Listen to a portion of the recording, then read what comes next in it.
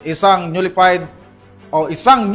identified drug suspect ang naaresto sa ikinasang bypass operation ng mga otoridad sa barangay Batangan, Valencia City, Bukidnon. Nasamsa mula sa suspect ang hinihinalang ilegal na droga at iba pang ebidensya. Ang buong detalye ng balita mula kay Patroluman Danessa Bendos.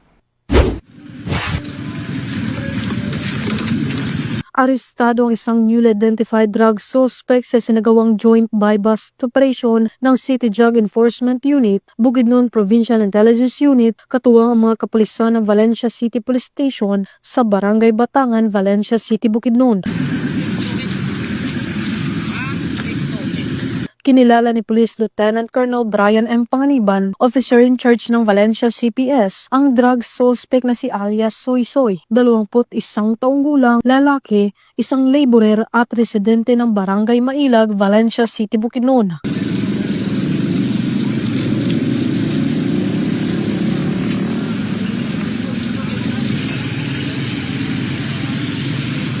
Sa ikinasang joint bypass operation ng mga operatiba bandang alas 6 ng gabi ay nagresulta sa pagkakumpiska ng mga pakete ng hinihinalang shabu na may standard drug price na 69,360 pesos, isang cellphone, isang 500 peso bill na ginamit bilang buy-bust money at iba pang mga non-drug items. Ang suspect ay nahaharap sa kasong paglabag sa RA 9165 o Comprehensive Dangerous Drugs Act of 2002.